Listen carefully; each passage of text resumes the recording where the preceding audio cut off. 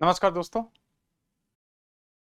UPSC मुख्य परीक्षा 2021 का प्रश्न पत्र एक संपन्न हो चुका है और उस प्रश्न पत्र के अंतर्गत भूगोल विषय में आए प्रश्नों के बारे में चर्चा करने के लिए मैं उपस्थित हुआ हूं। इस बार का जो यूपीएससी का पेपर रहा, पेपर 1, और उसमें जो भूगोल के प्रश्न पत्र रहे वो कुछ मिश्रित अनुभव हो सकता है, कुछ मिक्स्ड एक्सपीरियंस हो सकता है। मिश्रित अनुभव इसलिए हो सकता है क्योंकि जहां कुछ प्रश्न परंपरागत थे वहीं पर कुछ प्रश्न करंट अफेयर से भी सीधे रूप में जुड़े हुए थे। प्रश्नों की कुल संख्या एज यूजुअल लगभग 8 ही रही है, जैसे लगभग पिछले वर्षों में बना रहा है। तो प्रश्नों की संख्या 8 रही है। इसमें से जो 5 प्रश्न रहे हैं वे 150 शब्दों में लिखने के लिए रहे हैं और प्रत्येक 10 अंक का रहा है।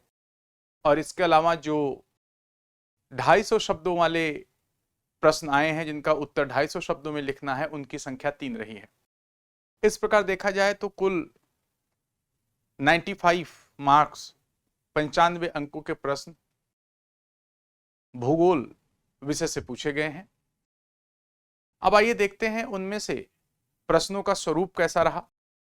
एक एक प्रश्न करके हम लोग देखते जाएंगे और उन्हीं पर हम डिस्कस करते जाएंगे कि आखिरकार इस प्रश्न का स्वरूप हमें कैसा मानना चाहिए। अगर हम ये देखें, इसमें जो प्रश्न आया, इसमें भूगोल से संबंधित जो पहला प्रश्न था वो था हिमालय क्षेत्र तथा पश्चिमी घाटों में भूस्खलनों के विभिन्न कारणों का अंतर स्पष्ट कीजिए। Differentiate the causes of landslides in the Himalayan region and western घाट। Answer in 150 words. और अंक यहां पर 10 है। ये आपके समक्ष है। अब देखिए, प्रश्न को देखते ही एक बात यह समझ में आती है या लग सकता है एक बार कि यह जैसे पिछले सालों में प्रश्न आया है वही प्रश्न है और सीधा लिखने की आप कोशिश करने लगे कि हिमालय में भूस्खलनों के अधिक होने के क्या कारण हैं। लेकिन यहाँ पर प्रश्न की डिमांड थोड़ी सी अलग है।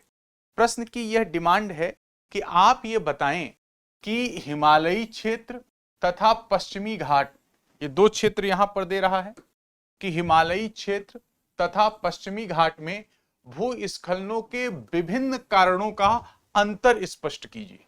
विभिन्न कारणों का अंतर स्पष्ट कीजिए। ये आपसे प्रश्न यहां पर पूछ रहा है। आपसे प्रश्न पूछ रहा है कि जो हिमालय में और पश्चिमी घाट में जो भूस्खलन होते हैं उन भूस्खलन के कारणों का अंतर क्या है। तो आप सीधे तौर पे आप बताएं, कारण आप बताएं कि हिमालय में किस कारण से भूस्खलन होते हैं, पश्चिमी घाट में किस कारण से भूस्खलन होते हैं। लेकिन आपका फोकस इस पे जरूर होना चाहिए कि उन दोनों कारणों में अंतर के प्रमुख बिंदु कौन कौन से निहित हैं। यह आपके उत्तर की डिमांड है। तो यहां पर 150 शब्दों में लिखना है, 10 अंक का है। तो एज यूजुअल जैसे मैं आपको हमेशा मुख्य परीक्षा की आंसर राइटिंग में कहता रहा हूं कि आप हमेशा अपने प्रश्न को 3 भागों में तोड़ के रखेंगे और वही प्रक्रिया यहां पर आप अपना सकते हैं। यहां पर पहले जो होगा, आप यहां पर परिचय, इंट्रोडक्शन होगा। दूसरा आपके उत्तर का मुख्य भाग होगा।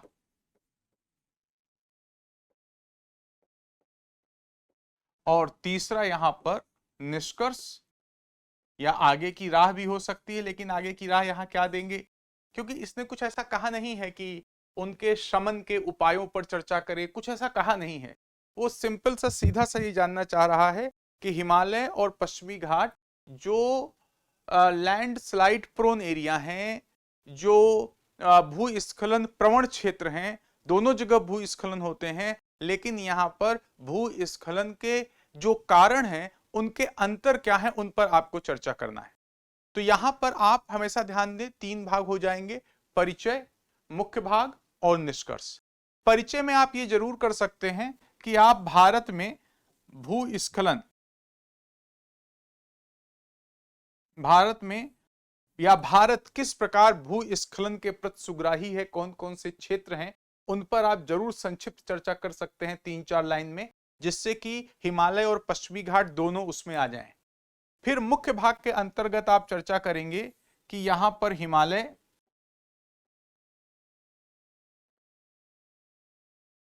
और पश्चिमी घाट में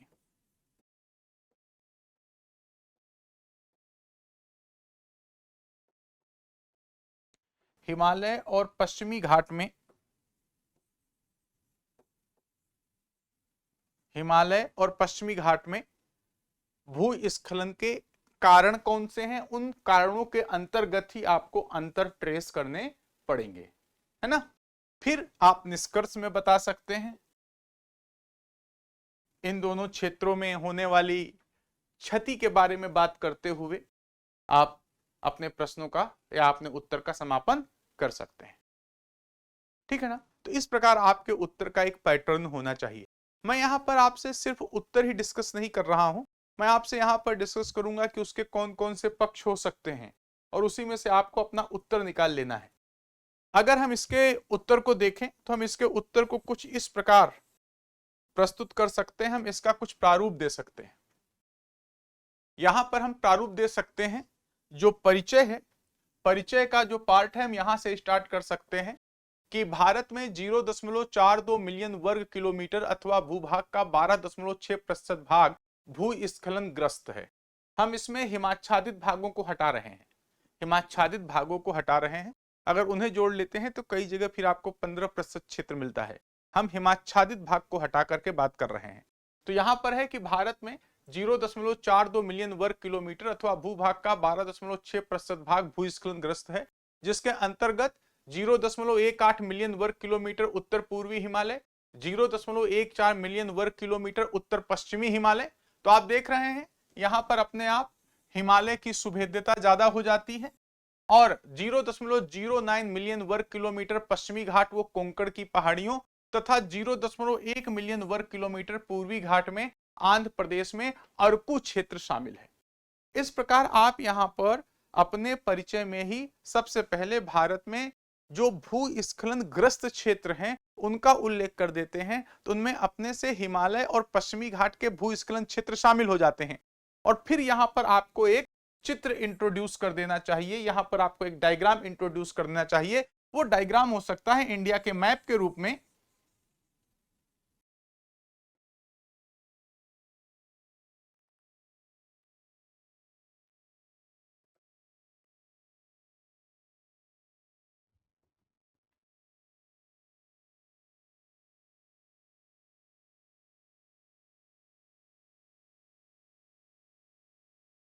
सांकेतिक मैप ही बनाते हुए अपना काम चला सकते हैं इंडिया के मैप के रूप में।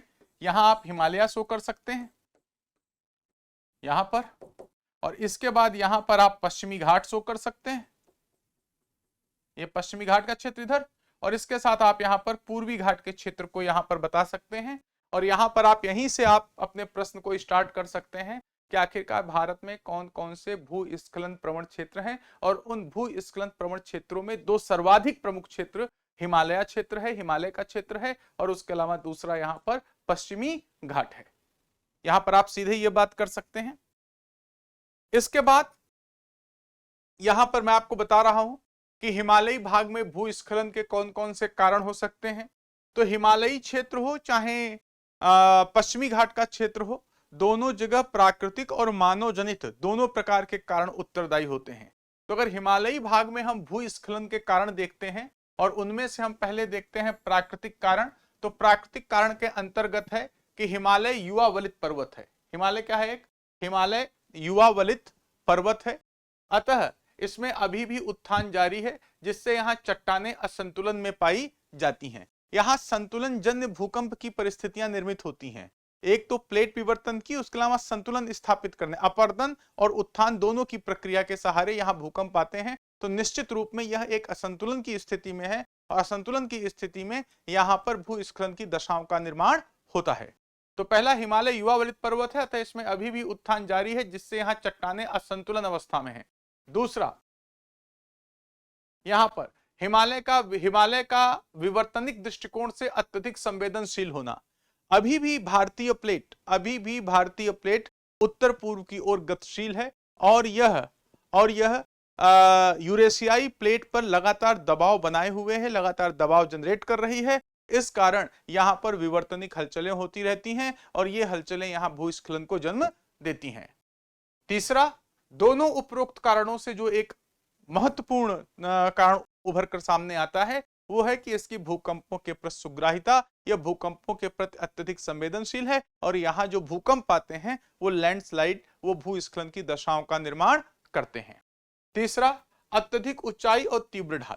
यहाँ पर अत्यधिक ऊंचाई के साथ तीव्र ढाल पाई जाती है और तीव्र ढाल के कारण चट्टानें हमेशा गुरुत्व के अधीन तनाव में रहती हैं और कोई भी ऐसा कारण हुआ जिससे चट्टानों की पकड़ निचली परत की चट्टानों से कमजोर होती है तो वहां भूस्खलन प्रारंभ हो जाता है।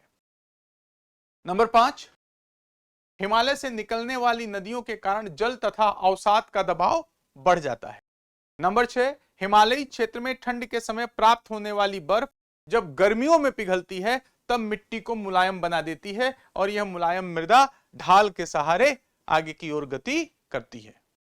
फिर यहां पर है बादल का फटना व हिम नदीय झीलों का टूटना।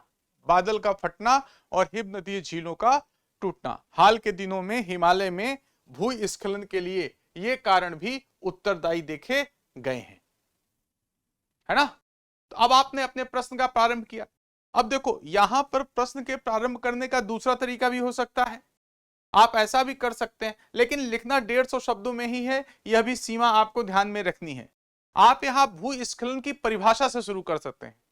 आप अपना उत्तर यहां पर भूस्खलन की परिभाषा से भी प्रारंभ कर सकते हैं। भूस्खलन को डिफाइन कीजिए, भूस्खलन के साथ यह विवरण दीजिए और फिर उसके बाद हिमालय में भूस्खलन के क्या कारण हैं उन पर आप यहां परिचर्चा कर सकते हैं। फिर इसके बाद अगर हम देखते हैं मानव जनित कारणों में, तो मानव जनित कारणों के अंतर्गत पूर्वी हिमालय में झूम कृषि, जो पूर्वी हिमालय में लैंडस्लाइड के लिए उत्तरदायी हो जाती है। निर्वनीकरण मोटे तौर पर आप ये कह सकते हैं। दूसरा, हिमालयी क्षेत्र में जल विद्युत परियोजनाएं तथा बड़े बांध। नंबर 3, परिवहन साधनों के विकास संबंधी गतिविधियां। जब यहाँ पर लगातार आप देख रहे हैं लगातार कोई न कोई सड़क परिवहन के लिए, इसके अलावा टनल आदि का निर्माण किया जा रहा है, सुरंग आदि का निर्माण किया जा रहा है। इन सारी गतिविधियों में बड़े पैमाने पर वहां विस्फोटों द्वारा चट्टानों को उड़ाया जाता है, नष्ट किया जाता है। फलस्वरूप वहां जो पर्वत होते हैं उनकी चट्टानों में महीन महीन दरारें पड़ जाती हैं और ये कहा जाए कि अपने पहाड़ दरक रहे हैं तो यह कुछ गलत नहीं होगा, है ना। और इसके अलावा अधारणीय पर्यटन के कारण भी, पर्यटन की गतिविधियों के कारण भी वहां अवसंरचनाओं का विकास किया जा रहा है। वहां के तापमान में वृद्धि हो रही है, ग्लेशियर्स वहां के पिघलने की दर में वृद्धि हो रही है। तो ये सारे कारण भी इसमें शामिल हैं। और इसके अलावा जलवायु परिवर्तन, ग्लोबल वार्मिंग और क्लाइमेट चेंज दोनों का प्रभाव जो है, जलवायु परिवर्तन और भूमंडलीय तापन दोनों का जो प्रभाव है, इससे यहाँ पर वर्षा के पैटर्न में चेंज हुए हैं, बादल के फटने की जैसी घटनाएं होती रहती हैं। तो ये सारे कारण, हमने जलवायु परिवर्तन को मानव जनित कारणों में क्यों रखा है? क्योंकि जलवायु परिवर्तन तो एक सामान्य प्रक्रिया है, लेकिन ये मानव जनित कारण है जिन्होंने जलवायु परिवर्तन की प्रक्रिया को तीव्रता प्रदान कर दी है।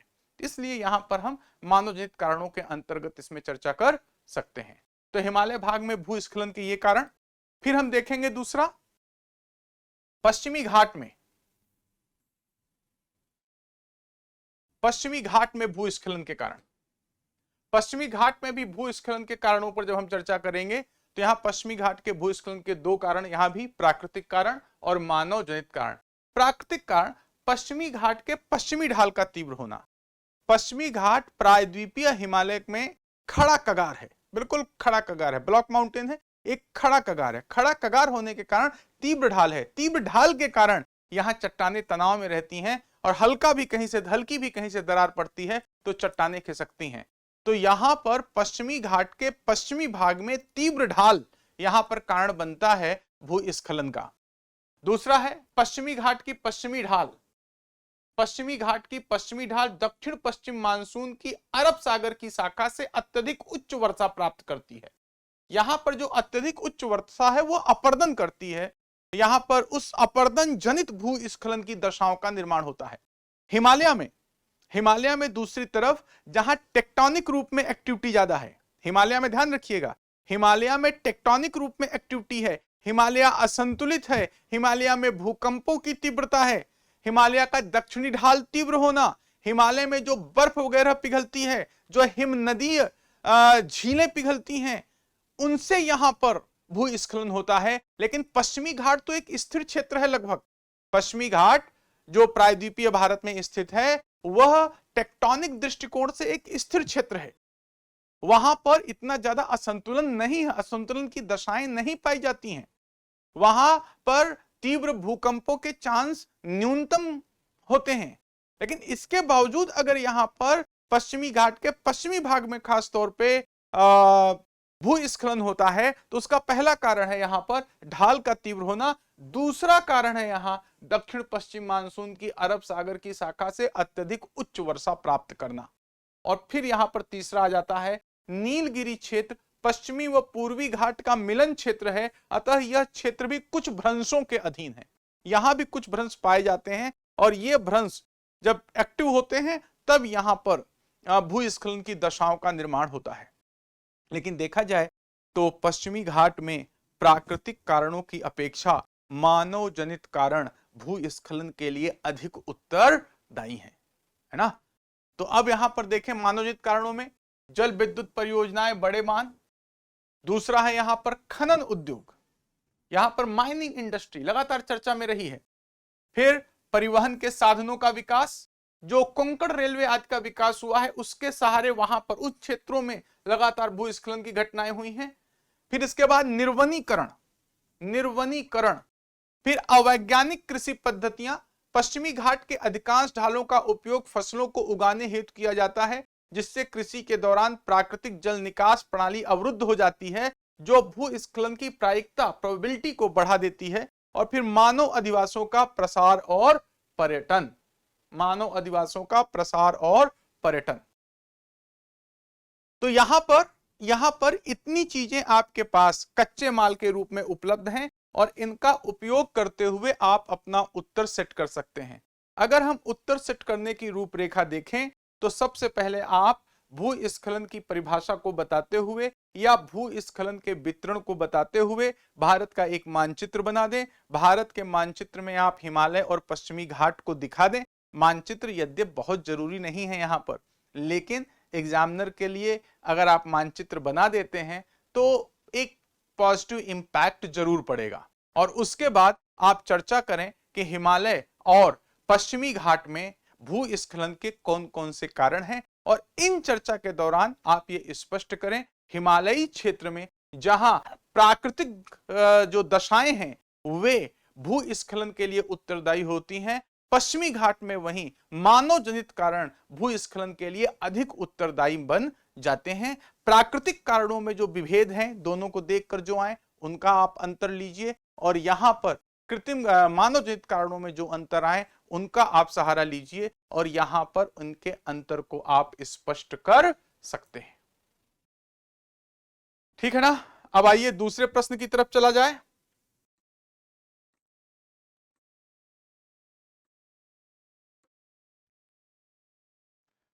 दूसरा प्रश्न है गोंडवाना लैंड के देशों में से एक, गोंडवाना लैंड के देशों में से एक होने के बावजूद भारत का खनन उद्योग अपने सकल घरेलू उत्पाद जीडीपी में बहुत कम प्रतिशत का योगदान देता है। विवेचना कीजिए, बहुत कम प्रतिशत का योगदान देता है, विवेचना कीजिए। Despite India being one of the countries of the Gondwana land, its mining industry contributes much less to its gross domestic product GDP in percentage discuss। इसका कहने का मतलब है भारत गोंडवाना लैंड के देशों में से एक होने के बावजूद, अर्थात भारत एक ऐसा देश है जहां प्राचीनतम से लेकर नवीनतम चट्टानें पाई जाती हैं, अर्थात भारत खनिजों के रूप में समृद्ध है। यहां गोंडवाना लैंड की बात लाने का मतलब है कि यहां पर वो बताना चाह रहा है कि भारत खनिजों के रूप में समृद्ध है।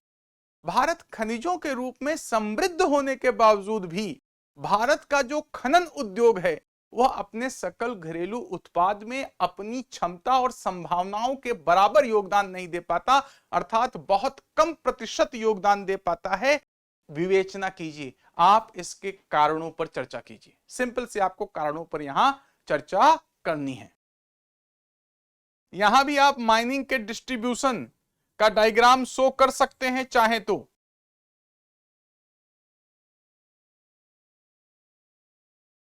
अब उसी तरह यहां हम परिचय से प्रारंभ कर सकते हैं कि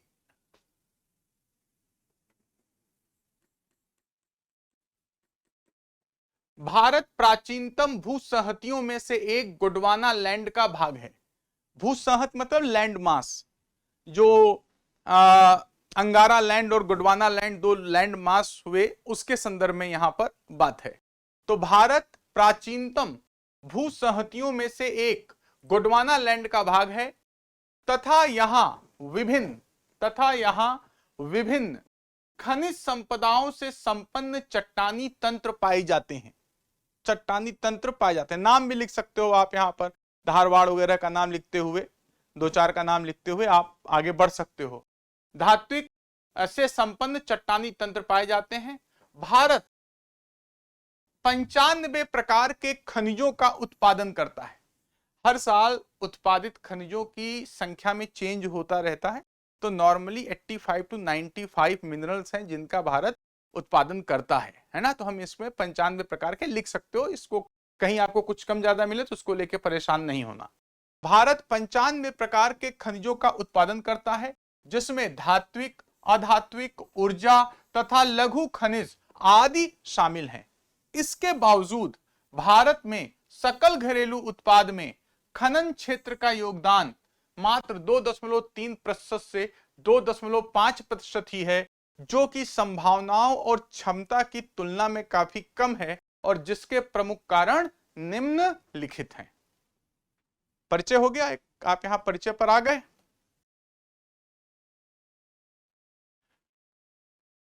फिर इसके बाद आप यहां चर्चा कर सकते हैं कारण क्या है। नंबर एक जो कारण आता है वो आता है यहां पर विस्थापन व पुनर्वास संबंधी मुद्दे।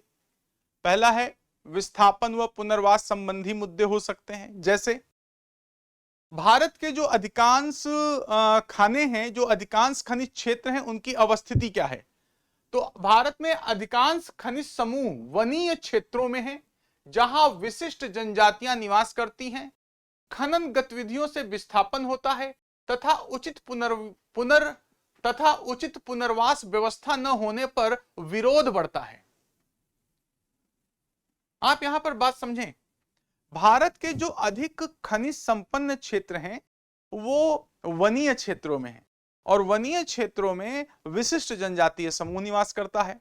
अगर वहां बड़े पैमाने पर खनन की प्रक्रिया करनी है तो हमें वहां से उन विशिष्ट जनजातीय समूहों को हमें विस्थापित करना पड़ता है और इसके बाद पुनर्वास की व्यवस्था उनकी जितनी अच्छी होनी चाहिए अगर नहीं हो पाती है, तब यहां पर उन लोगों के मन में इस विकास की प्रक्रिया या खनन उद्योग के प्रति एक अविश्वास जन्म लेता है। और जब ये सब अविश्वास जन्म लेगा तो निश्चित रूप में वो खनन की प्रक्रिया का विरोध कर देंगे और जब खनन की प्रक्रिया का विरोध कर देंगे तो यहां पर कई ऐसे समूह खड़े हो जाते हैं जो किसी भी स्थान पर कहीं भी अगर खनन की प्रक्रिया हो रही है तो उसका विरोध करेंगे और जिससे खनन प्रक्रिया में व्यवधान आता है। और फिर उसमें जो प्राइवेट सेक्टर होता है वह अपना धन लगाने में, उस प्रक्रिया में शामिल होने से डरता है और गवर्नमेंट भी, सरकार भी लोकप्रिय राजनीति के कारण, लोकतंत्र के मान्यताओं के कारण वह उन क्षेत्रों में अत्यधिक दबाव भी डाल नहीं सकती है। तो इसलिए खनन उद्योग इस संदर्भ में भी मात खा जाता है, क्योंकि भारत में जो खनिजों का वितरण है वो ऐसे क्षेत्र में है कि जहां अगर खनन का कार्य किया जाएगा तो निश्चित रूप में वहां पर विस्थापन व पुनर्वास संबंधी मुद्दे उठेंगे ही। तो पहला है यहां पर अधिकांश खनिज समूह वनीय क्षेत्रों में है जहां विशिष्ट जनजातियां निवास करती हैं।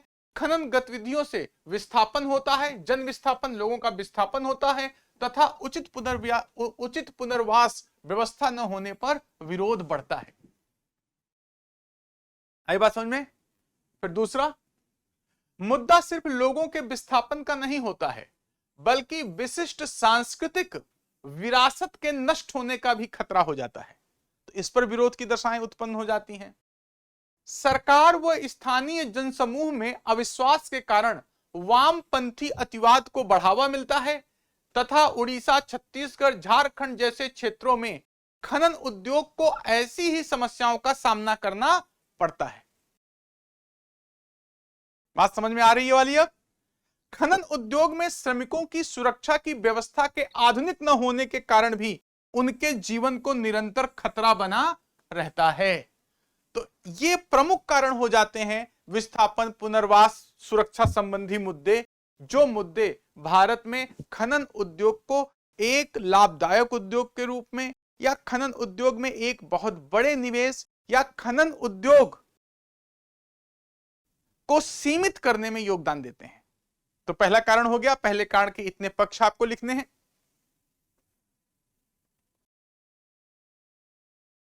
फिर इसके बाद पर्यावरण स्वास्थ्य संबंधी मुद्दे, ये मुद्दे सामने आ जाते हैं। यहां पर जैसे जैव विविधता को क्षति पहुंचती है, और जब जैव विविधता को क्षति पहुंचती है तो हमको कई बार यहां पर पर्यावरणीय समस्याओं के कारण हमको खनन कार्य रोक देना पड़ता है।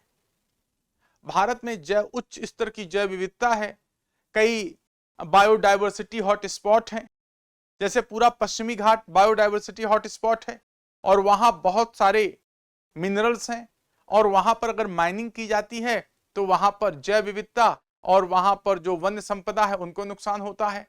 और अगर ये होता है तो यहां पर बहुत सारे ऐसे समूह खड़े होंगे, और पर्यावरण की सुरक्षा का तकाजा भी कहता है कि वहां पर खनन उद्योग को सीमित करना ही होगा। तो ऐसी स्थितियों में खनन उद्योग का जीडीपी में योगदान बढ़े तो कैसे बढ़े।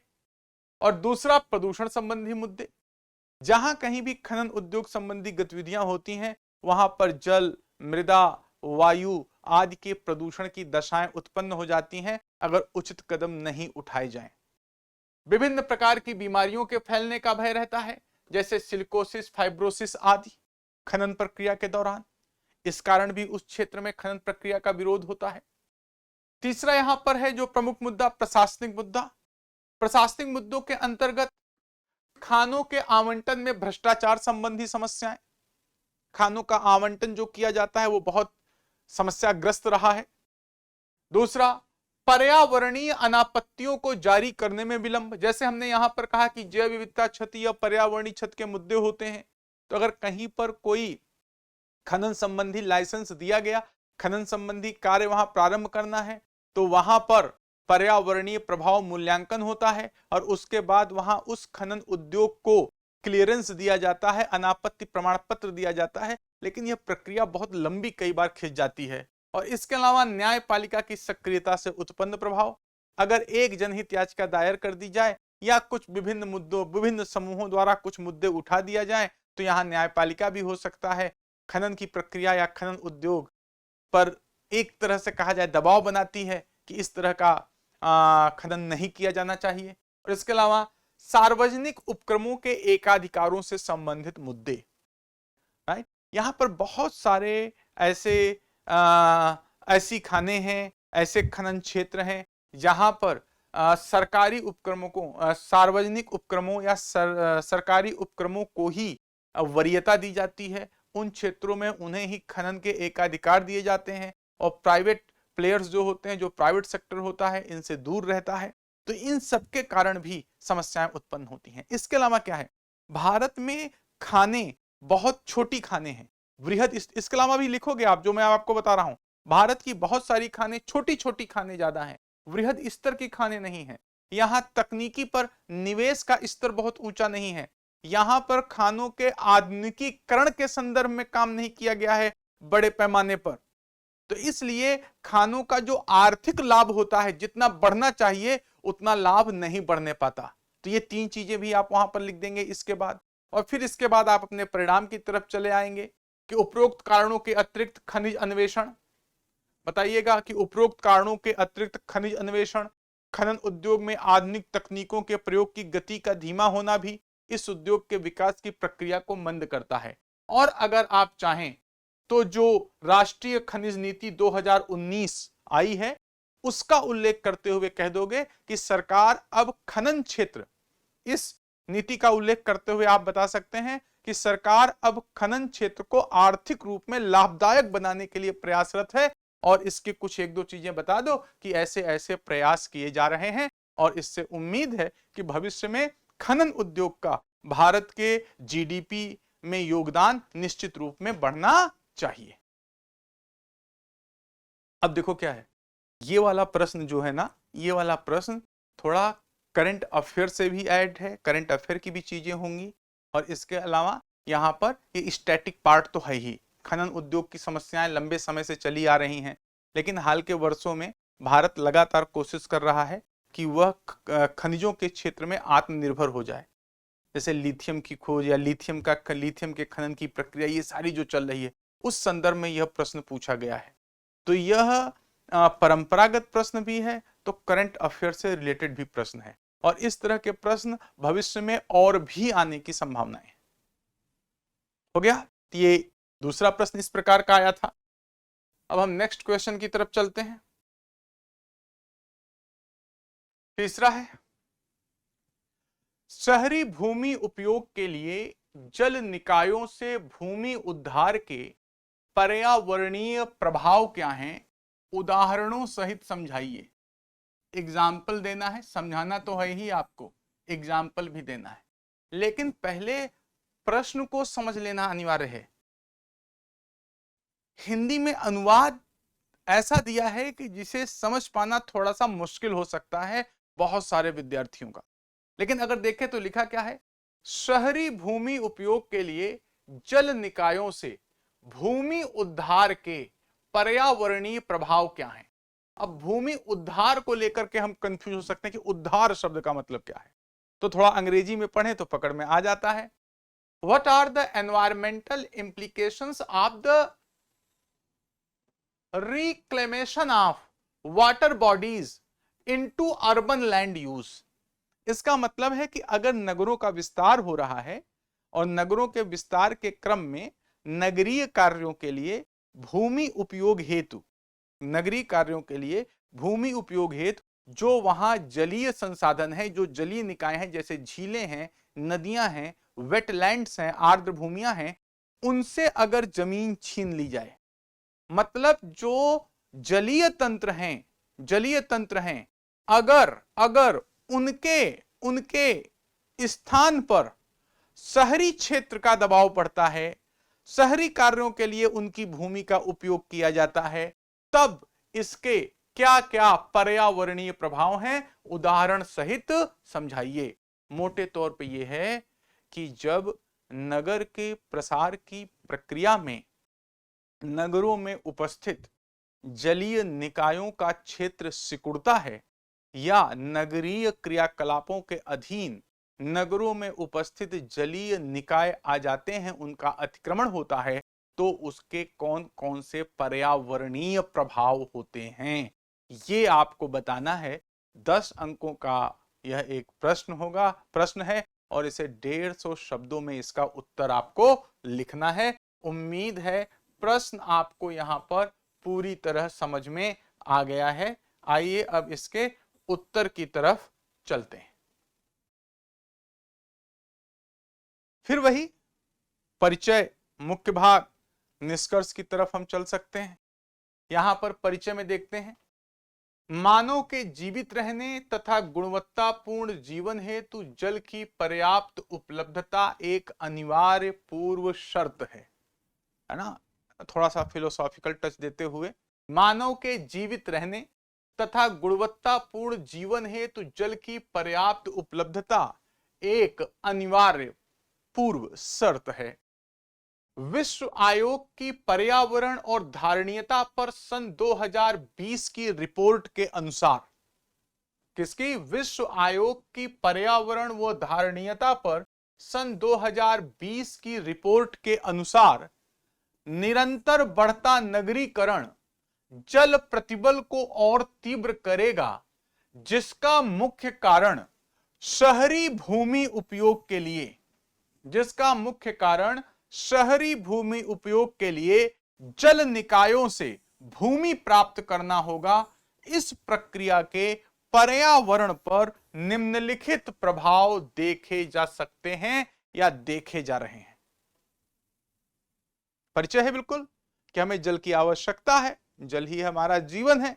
लेकिन जो विश्व आयोग की पर्यावरण और धारणीयता पर 2020 की रिपोर्ट है, वो रिपोर्ट बताती है कि नगरीय क्षेत्रों में जल प्रतिबल, जल पर दबाव बढ़ रहा है, अर्थात जितनी आवश्यकता है उतनी जल की उपलब्धता नहीं है। तो जो यह जल प्रतिबल की दशा है वह नगरीय क्षेत्रों में कई तरह की चुनौतियां पैदा करेगा।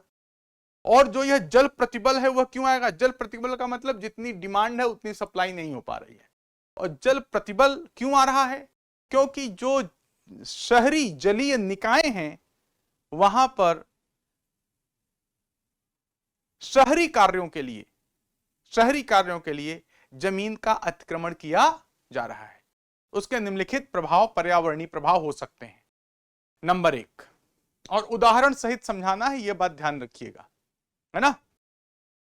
जलीय निकायों जैसे झीलों, आर्द्र भूमियों तथा नदियों के किनारे, जलीय निकायों जैसे झीलों, आर्द्र भूमियों तथा नदियां हैं यहां पर,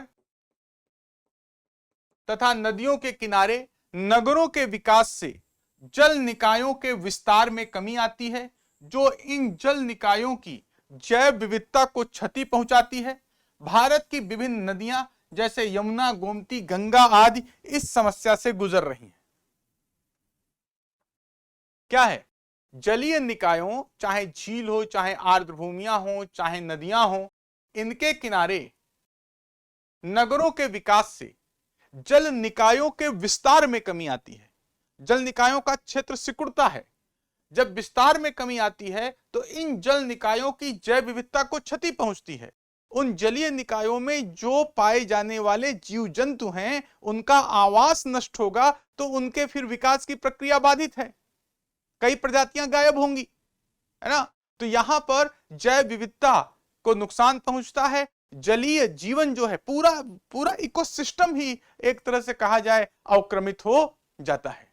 तो यहां भारत की जैसे जो भी नदियां हैं, अधिकांश नदियां यमुना, गोमती, गंगा, इन सब में ये स्थितियां बहुत गंभीरता से दिखाई पड़ रही हैं। यही नहीं, भारत की जो प्रमुख झीलें भी हैं, आगे के एग्जाम्पल दे सकते हैं, जैसे डल लेक है, इसके अलावा अहमदाबाद की कई झीलें हैं। इवन दो हैदराबाद वाले कहा जाए कि जलीय निकायों में कई तरह की समस्याएं देखी गई हैं। फिर नंबर 2, झीलों, नदियों आदि में घरेलू और औद्योगिक अपशिष्ट पदार्थों के प्रवाहित होने से सुपोषण के अधीन जलीय तंत्रों में घुलित ऑक्सीजन की मात्रा में कमी हो जाती है तथा जलीय क्षेत्र जैविक मरुस्थल व मृत क्षेत्रों में बदल जाते हैं। यमुना, गोमती, गंगा जैसी नदियां तथा डल और हुसैन सागर जैसी झीलें इसका प्रमुख उदाहरण है। यहां पर जो झील नदी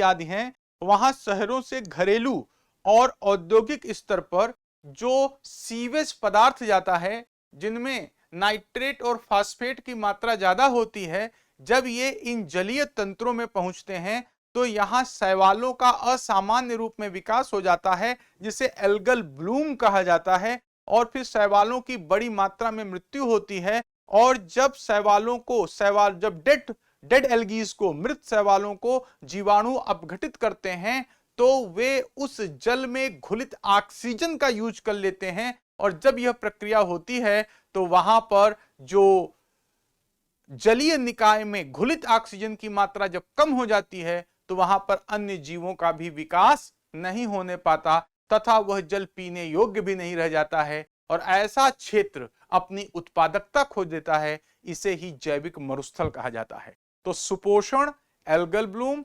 हाइपोक्सिया मतलब ऑक्सीजन की कमी और जैविक मरुस्थलों का निर्माण हो जाता है। ये जो नदियां हैं, ये जो झीलें हैं, ये जो आर्द्र भूमियां हैं, ये डेड जोन में बदल जाती हैं। तीसरा, जलीय तंत्रों में प्रदूषण स्तर उच्च हो जाता है तथा आर्सेनिक, तांबा, क्रोमियम की अधिकता जल प्रदूषण का कारण बनती है, जो जल की उपयोगिता कम करती है। पश्चिम बंगाल में आर्सेनिक की मात्रा उच्च स्तर तक पहुंच गई है। पश्चिम बंगाल की जो शहरी क्षेत्रों में जो जल निकाय हैं वहां पर आर्सेनिक की मात्रा अलार्मिंग स्टेट पे है। यूपी के कई आप नगरों को ले सकते हैं, कानपुर ले सकते हैं, लखनऊ ले सकते हैं, यहां सब फ्लोराइड की मात्रा अत्यधिक बढ़ गई है। तो जो नगरीय क्षेत्र हैं वहां पर जल प्रदूषण का स्तर बहुत उच्च हो जाता है। चौथा, जलीय तंत्रों के सीमित होने, जलीय तंत्रों के सीमित होने या समाप्त होने के कारण नगरीय बाढ़ का खतरा बढ़ जाता है। उदाहरण मुंबई और चेन्नई। जो ये नगरों के जो जलीय निकाय होते हैं ये दोनों में काम आते हैं। एक तो सूखे की प्रबलता को रोकते हैं और दूसरा बाढ़ की विभीषिका को कम करते हैं। यहां पर जब ये जलीय तंत्र होते हैं तो जो बरसात होती है नगरों में, यहां जो नदियां बहती हैं वो नदियां जल को बहा कर ले जाती हैं और दूसरी चीज यहां पर जो झील आदि होती हैं वे अतिरिक्त जल को अपने में समा लेती हैं, जिससे कि जल का नगरीय क्षेत्रों में प्रवाह ज्यादा नहीं होने पाता है। लेकिन नदियों के प्रवाह क्षेत्र में कमी आने, आर्द्र भूमियों तथा झीलों के समाप्त हो जाने के कारण अब अगर नगरों में बरसात होती है तो जो सतही प्रवाह वाला जल है वो कहीं जाकर इकट्ठा नहीं हो पाता है, तो अस्त व्यस्त होकर वह आवासीय क्षेत्रों में प्रवेश करता है। चेन्नई, मुंबई, ये सब, इवन दो दिल्ली, ये सब प्रतिवर्ष नगरीय बाढ़ का सामना करते हैं। इसका मुख्य कारण है यहां के जल निकायों में या जल निकायों का किया जाने वाला अतिक्रमण है। तो आप ये चीज यहां बता सकते हैं। इसके अलावा भारत के विभिन्न नगरों में मनोरंजन के साधनों के विकास हेतु रिवर फ्रंट का निर्माण किया गया है। रिवर फ्रंट एक नई परिकल्पना है। नदियों के किनारों पर कंक्रीट का स्ट्रक्चर बना दिया जाता है। इससे नदियों का विस्तार क्षेत्र तो रुकता ही है और जो नदियों में जो जल आता था वो जल धीरे धीरे नीचे रिस कर वाटर टेबल ऊंचा करता था, उसकी भी अब कमी हो गई है। तो यहां पर है कि भारत के विभिन्न नगरों में मनोरंजन के साधनों के विकास हेतु रिवर फ्रंट का निर्माण किया गया है, जो इन शहरों में भूमिगत जल स्तर में गिरावट का मुख्य कारण बन सकते हैं। आने वाले समय में यहां से भी प्रश्न बनेंगे कि जो हम सौंदर्य के नाम पर, जो हम विकास के नाम पर कार्य करते हैं, कहीं वो हमारे विनाश का तो कारण नहीं बन रहे हैं।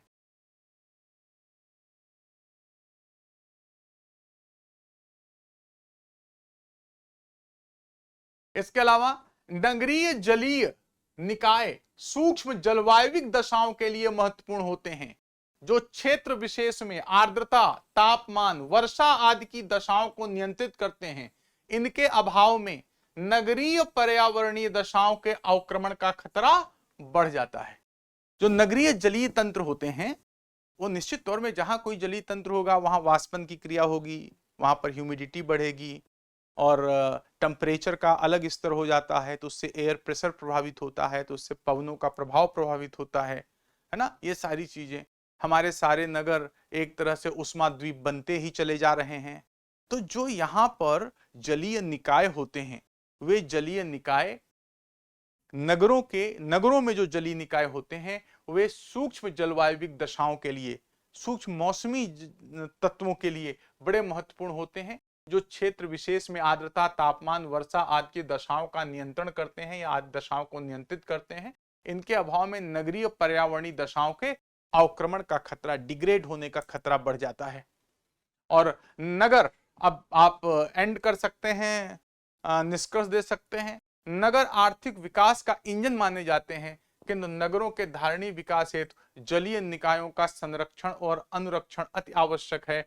अन्यथा नगर अपनी क्षमता के बराबर भारत के आर्थिक विकास में भविष्य में योगदान न दे पाएंगे। आगे बात समझ में आपको, है ना। तो ये वाली बात आप यहां पे बता सकते हो। फिर एक क्वेश्चन है, भारत को उपमहाद्वीप क्यों माना जाता है? विस्तार पूर्वक उत्तर दीजिए। और ये भी 150 शब्दों में है, 10 अंक का है।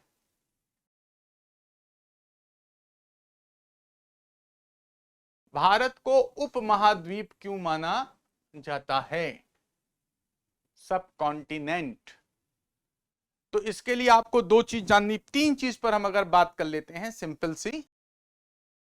एक चीज होता है सुपर कॉन्टिनेंट,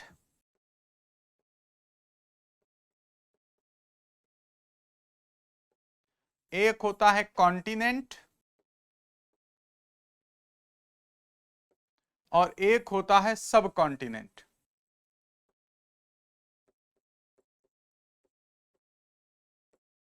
सब कॉन्टिनेंट। तो हम पहले कॉन्टिनेंट समझ लें और इसी के सहारे इधर आ जाएंगे तो सुपर कॉन्टिनेंट समझ में आ जाएगा, और इधर चले जाएंगे तो सब कॉन्टिनेंट समझ में आ जाएगा। ये होता है महाद्वीप, सुपर महाद्वीप,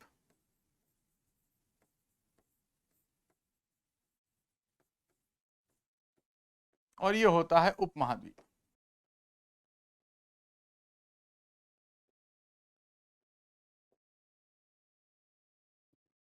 सुपर कॉन्टिनेंट, कॉन्टिनेंट, सब कॉन्टिनेंट, सुपर महाद्वीप, महाद्वीप, उपमहाद्वीप। महाद्वीप क्या है? महाद्वीप क्या है? जब हम वर्ल्ड का मैप देखते हैं या जब आप ग्लोब देखते हैं तो इस ग्लोब में आपके पास दिखता है जैसे north America, south America, Africa, Europe, Asia, Australia, Antarctica. एक तरह से जब आप ग्लोब देखते हैं तो आप समझ सकते हैं कि पृथ्वी को दो भागों में विभाजित किया जा सकता है। पृथ्वी को किन दो भागों में विभाजित किया जा सकता है? पृथ्वी को दो भागों, स्थल खंडों और जलीय तंत्रों में विभाजित किया जा सकता है। अगर आप ग्लोब को देखें तो ग्लोब में आपको दो ही चीज दिखाई पड़ेंगी, या तो स्थल खंड दिखाई पड़ेंगे या तो जलीय तंत्र दिखाई पड़ेंगे। अब यहां पर अगर हम महाद्वीप की परिभाषा लें, वहां लिखना नहीं है, मैं एक आपसे अंडरस्टैंडिंग के लिए ही यहां पर आपसे बात कर रहा हूं, ज्यादा कुछ और नहीं। अगर मैं यहां महाद्वीप की परिभाषा लूं तो महाद्वीप की परिभाषा हम क्या कह सकते हैं? महाद्वीप की परिभाषा ये कह सकते हैं कि विस्तृत, वृहद, विभक्त व विशिष्ट भूसंहति। भूसंहत का मतलब है लैंड मास, भूसंहत महाद्वीप कहलाती है।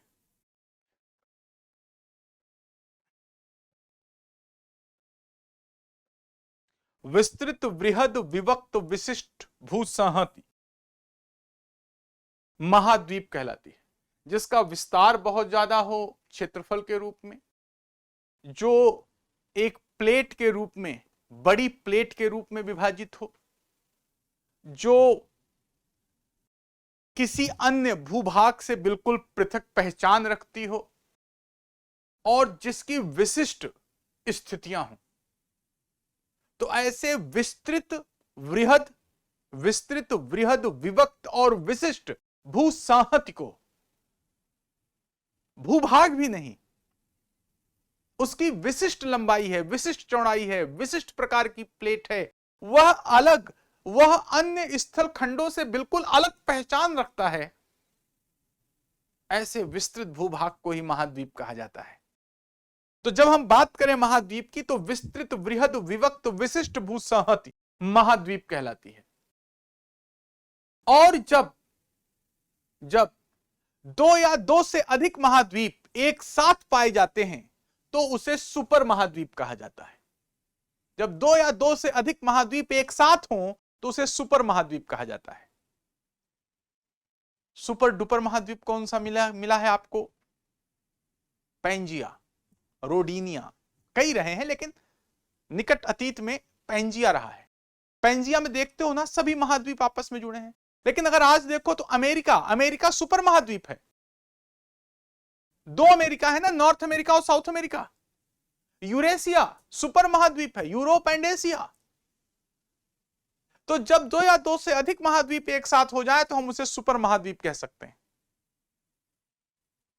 लेकिन सही अर्थों में सुपर महाद्वीप तो पैंजिया ही रहा है। तो महाद्वीप, और जब एक से अधिक महाद्वीप एक साथ आ जाए, दो या दो से अधिक महाद्वीप एक साथ आ जाए तो वो क्या हो जाता है? सुपर महाद्वीप। अब प्रश्न आता है उपमहाद्वीप का क्या है। अब उपमहाद्वीप को थोड़ा आप समझिए। मान लीजिए मैं ये कह रहा हूं यह एक एशिया महाद्वीप है, और इस एशिया महाद्वीप में यहां पर आपको इंडिया दिखाई पड़ता है। मैं एक प्रायद्वीपीय भाग को ही शो कर रहा हूं, यहां पर आपको इंडिया दिखाई पड़ता है। इंडिया एशिया में होते हुए भी एशिया से अलग दिखता है। क्यों? क्योंकि यहां जो ये हिमालय घेरता है,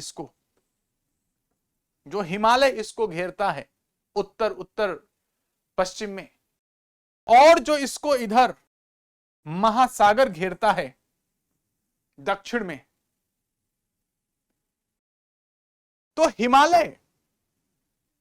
हिमालय और महासागर की उपस्थिति, इनकी उपस्थिति के कारण इस संपूर्ण एशिया में रहते हुए भी भारत अपनी एक अलग भौगोलिक सीमाएं रखता है, एक विशिष्ट भौगोलिक सीमाएं रखता है। उपमहाद्वीप किसी भी महाद्वीप का वह भाग होता है, उपमहाद्वीप किसी भी महाद्वीप का वह भाग होता है जो केवल क्षेत्र में, आकार में महाद्वीप से छोटा होता है, किंतु उसकी अन्य सभी विशेषताएं महाद्वीप के समतुल्य होती हैं। उसे उपमहाद्वीप कहा जाता है। बात समझ रहे हैं बाप? तो अब अगर हम भारत देखते हैं तो भारत में ऐसी तो कई विशेषताएं हैं जिसके कारण यह उपमहाद्वीप आसानी से कहला सकता है। किसी विद्वान ने, संभवतः क्रेसी ने कहा था, या किसी विद्वान ने कहा था, भारत इतना तो बड़ा नहीं है कि दैत्य कहा जा सके, लेकिन भारत इतना भी छोटा नहीं है कि उसे बौना कहा जा सके। भारत एशिया में अपनी एक विशिष्ट पहचान रखता है, और यही बात भारत को भारतीय उपमहाद्वीप बनाती है। भारतीय उपमहाद्वीप में कौन कौन से देश शामिल हैं? भारतीय उपमहाद्वीप में पाकिस्तान शामिल है, भारत शामिल है, बांग्लादेश शामिल है, नेपाल शामिल है, भूटान शामिल है। हम इसमें प्रायः श्रीलंका को शामिल नहीं करते हैं। आप एनसीईआरटी भी देखोगे तो श्रीलंका शामिल नहीं है, लेकिन विकिपीडिया में श्रीलंका को शामिल कर लिया जाता है, तो विकिपीडिया के अनुसार श्रीलंका भी शामिल है। अन्यथा श्रीलंका के अलावा पाकिस्तान, भारत, नेपाल, भूटान, बांग्लादेश ये भारतीय उपमहाद्वीप के हिस्से हैं।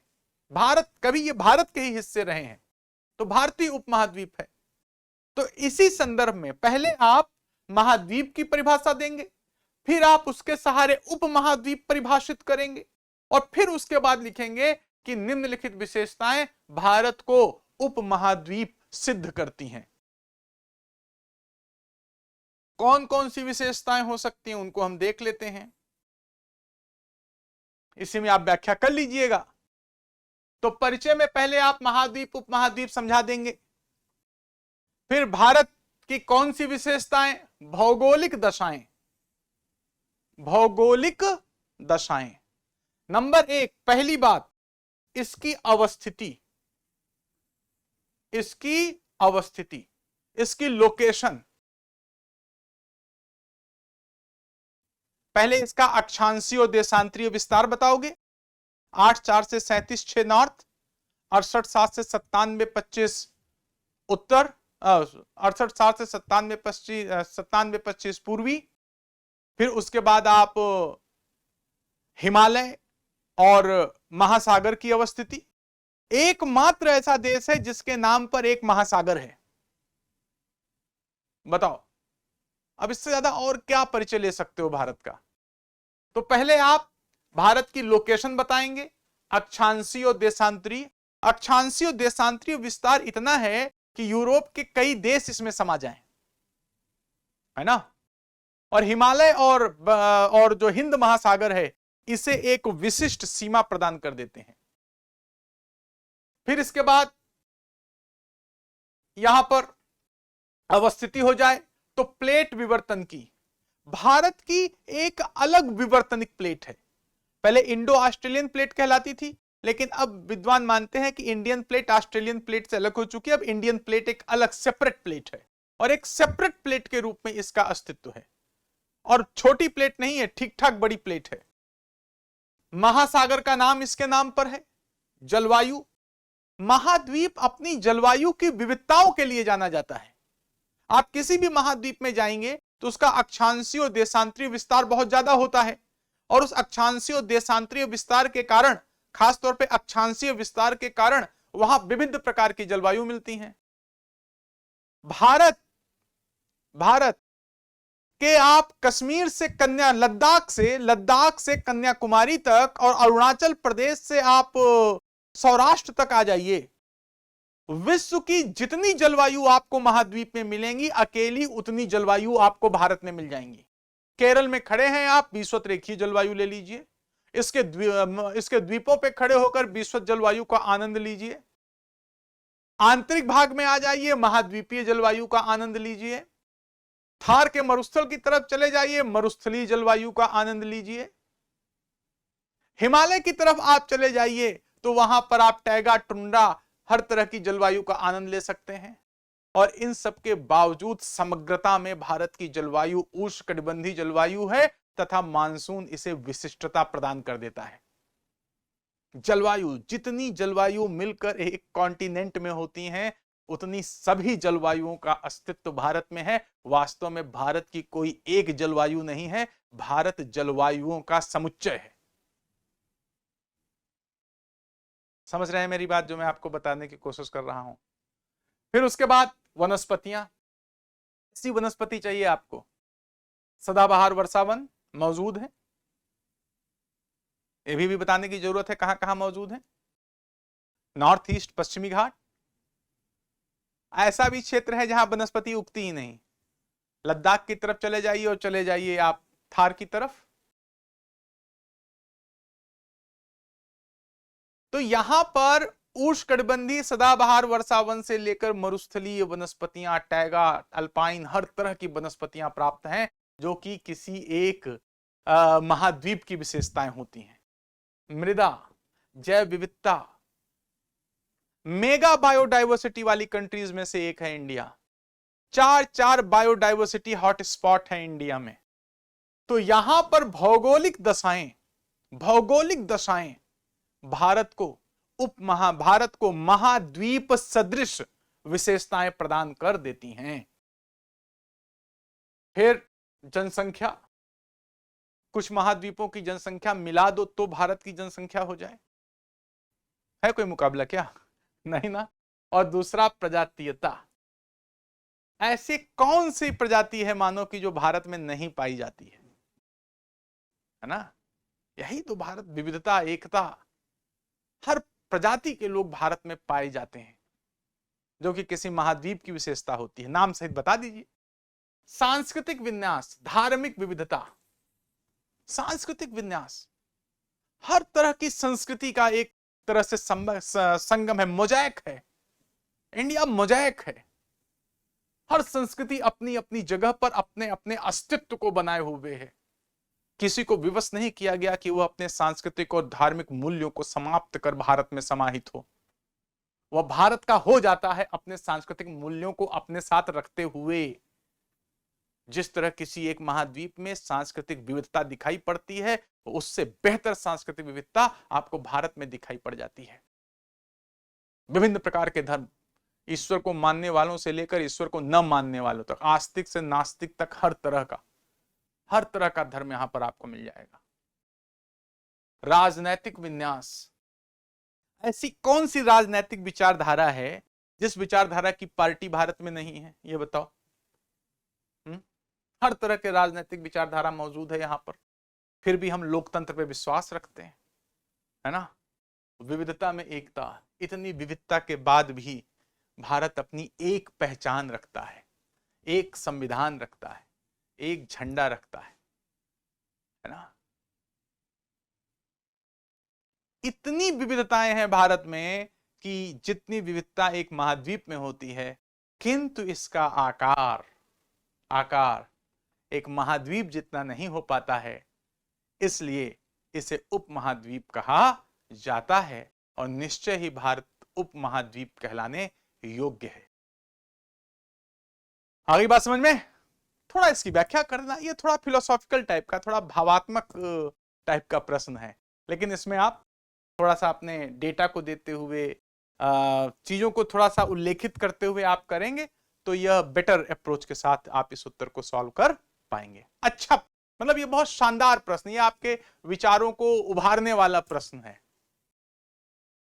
जो बच्चे मुझसे पढ़ते रहे होंगे वो जानते रहे होंगे कि इस तरह के प्रश्नों पर मैं हमेशा डिस्कस करता रहा हूं। मैप के दौरान हमने हमेशा उपमहाद्वीप पर चर्चा की है और भारत की इन्हीं बातों पर हमने चर्चा की है आपसे, है ना? चलिए फिर क्वेश्चन नंबर 5, 2021 में घटित ज्वालामुखी विस्फोटों की वैश्विक घटनाओं का उल्लेख करते हुए क्षेत्रीय पर्यावरण पर उनके द्वारा पड़े प्रभावों को बताइए। अब देखो, यह प्रश्न दो तरह से सॉल्व किया जा सकता है। एक एवरेज 2-4 याद हो तो आप वैसे बोल लो, और फिर कंबाइंड प्रभाव बता दो। लेकिन प्रश्न क्या कह रहा है, प्रश्न तो समझो। 2021 में घटित ज्वालामुखी विस्फोटों की वैश्विक घटनाओं का उल्लेख करते हुए क्षेत्रीय पर्यावरण पर उनके द्वारा पड़े प्रभाव को बताइए। मतलब आपको न सिर्फ वैश्विक स्तर पर जो उद्गार हुए हैं उनको बताना है, उनकी लोकेशन सहित बताना है, बल्कि उनके द्वारा उस क्षेत्र में क्या प्रभाव पड़ा है उस पर चर्चा करनी है, उसके पर्यावरणीय प्रभाव को आपको समझाना है ना? समझ गए ये बात? तो ये करंट अफेयर बेस्ड है। बहुत, अगर आप बहुत विशिष्ट तरीके से नहीं लिखते हैं तो बहुत जनरल मार्किंग होगी, बहुत कम नंबर मिलेंगे इस प्रकार के प्रश्न में। लेकिन अगर आपने हर ज्वालामुखी को बता दिया कहां पर उद्गारित हुआ है, प्लस उससे क्या क्या प्रभाव पड़े हैं सबके अलग अलग, तो काम हो जाएगा। आइए देखें इसका उत्तर क्या हो सकता है। इसमें भी आप एक मैप बना सकते हैं।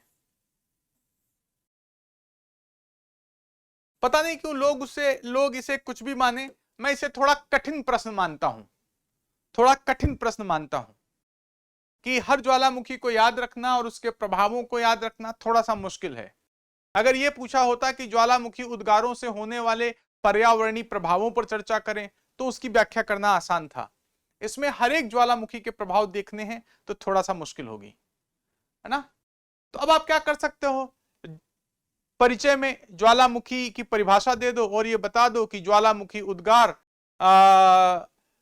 विभिन्न प्रकार के पर्यावरणीय प्रभाव, विभिन्न प्रकार के सामाजिक आर्थिक पर्यावरणीय प्रभावों को उत्पन्न करते हैं। 2021 में उद्गारित प्रमुख ज्वालामुखी और उनसे होने वाले क्षेत्रीय पर्यावरणीय प्रभाव निम्नलिखित हैं। यह परिचय देते हुए आप जा सकते हो।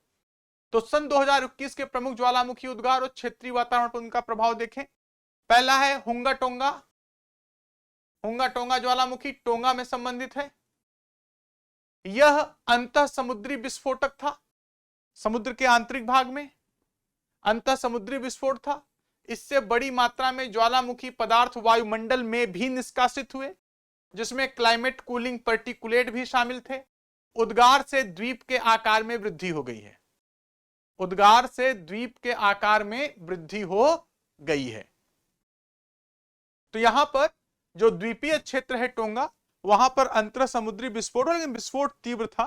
तो इससे जो पदार्थ निकले हैं वो पदार्थ वायुमंडल में भी गए हैं और कुछ कणकीय पदार्थ रहे हैं जिन्होंने वहां पर सूर्य के प्रकाश या सौर विकिरण को आने से रोका है। इन्हें हम बोलते हैं क्लाइमेट कूलिंग पार्टिकुलेट। और जो उससे लावा फैला धीरे धीरे, उससे उस द्वीप के क्षेत्र में क्या हो गया है, विस्तार हो गया है। फिर दूसरा है टाल या ताल ज्वालामुखी, फिलीपींस में उद्गारित है और यह सल्फर डाइऑक्साइड का उद्गार इसमें ज्यादा हुआ है, जिससे वोक का निर्माण हुआ है और वायु प्रदूषण स्तर अत्यधिक उच्च रहा है। वोक का मतलब है volcanic material plus fog. Fog के साथ जब वोल्केनिक मटेरियल मिल जाते हैं तो वॉग बनता है। यह भी एक जहरीले धुएं जैसा होता है और वायु प्रदूषण दर बढ़ जाती है। सल्फर डाइऑक्साइड वगैरह की अधिकता और इससे अम्ल वर्षा आदि के चांस यहां पर बढ़ गए, है ना? तो उन सबको भी लिख सकते हो। सल्फर डाइऑक्साइड का उद्गार जिससे वोक का निर्माण हुआ और वायु प्रदूषण स्तर अत्यधिक उच्च रहा है। अम्ल वर्षा की दशाओं का यहां पर निर्माण हुआ है ना। फिर भूकंपीय झटके महसूस किए गए हैं यहां पर। फिर है नीरागोंगो। नीरागोंगो जो डेमोक्रेटिक रिपब्लिक ऑफ कांगो में हुआ है, डेमोक्रेटिक रिपब्लिक ऑफ कांगो में, और इससे बड़ी मात्रा में लावा उद्गार हुआ, कई लोगों की मृत्यु भी हुई और बड़ी मात्रा में लावा उद्गार हुआ है। वायु प्रदूषण, भूकंप, हाइड्रोजन फ्लोराइड तथा हाइड्रोजन क्लोराइड जैसे अम्लीय पदार्थों का स्राव हुआ है। ज्वालामुखी राख व लावा से जलीय तंत्रों का प्रदूषित होना, जैव विविधता की क्षति, जलीय तंत्रों में जहरीले पदार्थों के जमाव से इसके जल का सेवन तंत्रिकाओं संबंधी व्याधियों को जन्म दे सकता है। तो वहां के जो जलीय तंत्र हैं इससे बहुत ज्यादा दुष्प्रभावित हुए हैं। और फिर इसके बाद कार्बन डाइऑक्साइड, सल्फर डाइऑक्साइड जैसी जहरीली गैसों का निष्कासन हुआ है। फिर है ला पाल्मा, केनारी द्वीप, स्पेन। इसमें भी लावा उद्गार, जहरीली गैसें, कणकीय पदार्थ, इनका उद्गार हुआ है। तो आप पहले परिचय देंगे, ज्वालामुखी उद्गार होते क्या है, ज्वालामुखी क्या होते हैं, फिर बताएंगे इनसे विभिन्न प्रकार के की क्षति होती है। 2021 के प्रमुख ज्वालामुखी, उनसे होने वाली पर्यावरणीय क्षति निम्नलिखित है और इनका नाम भी बताएंगे, प्लस वर्ल्ड का मैप देके इनकी लोकेशन भी आप शो कर देंगे। अपने आप में यह एक कंप्लीट आंसर है ना। विश्व की प्रमुख पर्वत श्रृंखलाओं के संरेखण का संक्षिप्त उल्लेख कीजिए। अब प्रमुख कहा है, सबकी नहीं कर सकते हो, प्रमुख कहा है।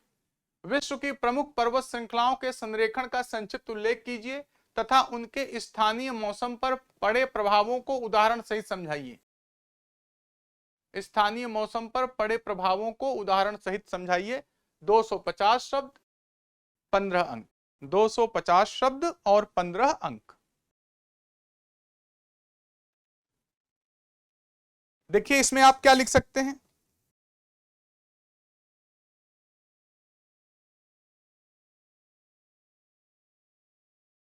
पहले आप डेफिनेशन लिख दीजिए कि एक ही काल में निर्मित विभिन्न पर्वतों के निश्चित क्रम को पर्वत श्रृंखला, माउंटेन रेंज कहा जाता है। माउंटेन रेंज लिखा है अंग्रेजी में, तो उसी की हम बात कर रहे हैं। एक ही काल में निर्मित विभिन्न पर्वतों के निश्चित क्रम को पर्वत श्रृंखला कहते हैं। पर्वत द्वितीय श्रेणी के उच्चावच होते हैं तथा क्षेत्र विशेष की स्थानीय मौसमी दशाओं पर गहरा प्रभाव डालते हैं। विश्व की प्रमुख पर्वत श्रृंखलाओं के संरेखण तथा स्थानीय मौसम पर पड़ने वाले उनके प्रभाव निम्नलिखित हैं। इसके बाद आप वर्ल्ड का मैप बनाएंगे। वर्ल्ड का मैप में नॉर्थ अमेरिका में आप कम से कम रॉकी तो शो ही कर देंगे। साउथ अमेरिका में हो सके तो आप वहां पर रॉकी और उसके अलावा अपलेशियन शो कर दें उत्तरी अमेरिका में। दक्षिणी अमेरिका में आप एंडीज शो कर दें। अफ्रीका में आप एटलस शो कर दें और यूरोप में आप आल्प्स, इंडिया में आप हिमालय और अरावली शो कर सकते हैं। इतने आप जरूर शो कर दें और इसको लिखने के बाद वो शो करें और फिर एक एक का प्रभाव बता दें। हिमालय, अब इस पर बहुत चर्चा नहीं करनी, आपको आइडिया है, सिर्फ यहां पर हमें बता देना है। आप हिमालय के बारे में बता दें कि भारतीय उपमहाद्वीप को साइबेरिया की ठंडी हवाओं से बचाता है तथा भारतीय जलवायु को समग्रता में उष्णकटिबंधीय स्वभाव प्रदान करता है। दूसरा, एल्बिडो का प्रभाव। हिमालय की जो बर्फ होती है उससे उसका उच्च एल्बिडो होता है और यह जो हिमालय का एल्बिडो है यह भारत में ऊष्मा बजट को निर्धारित करता है, भारत के ऊष्मा बजट को निर्धारित करता है। फिर मानसून पवनों के लिए अवरोध, जब मानसूनी पवनों के लिए एक अवरोध का काम करता है और इससे बरसात कराता है। और जेट स्ट्रीम यहां पर यह तिब्बत के पठार के साथ मिलकर जेट स्ट्रीम को अवरोध उत्पन्न करता है और इसके अलावा जेट स्ट्रीम की दो शाखाएं हो जाती हैं, एक दक्षिणी शाखा, उत्तरी शाखा, और इसी के सहारे पश्चिमी विक्षोभ का आना। इसको एक्सप्लेन कर देंगे आप, है ना। ये पश्चिमी विक्षोभ मानसूनी पवनों के लिए अवरोध के रूप में बताएंगे। तो अगर हिमालय है तो इधर वर्षा हो जाती है और इस तरफ हिमालय के बाद उत्तर की तरफ वृष्टि छाया प्रदेश बनता है, इसलिए यहां शुष्क दशाएं प्राप्त होती हैं ट्रांस हिमालय की तरफ। है ना। तो ये वाले प्रभाव आप बताएंगे, हिमालय के प्रभाव।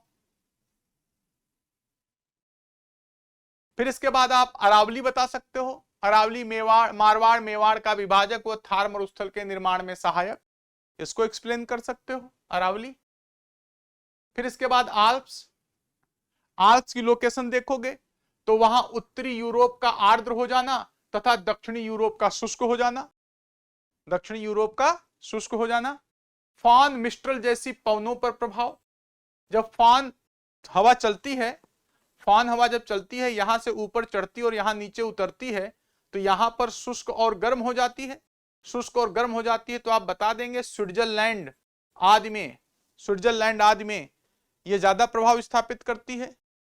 यहां अंगूर की फसलों को पकने में मदद मिलती है, टेम्परेचर बढ़ जाता है।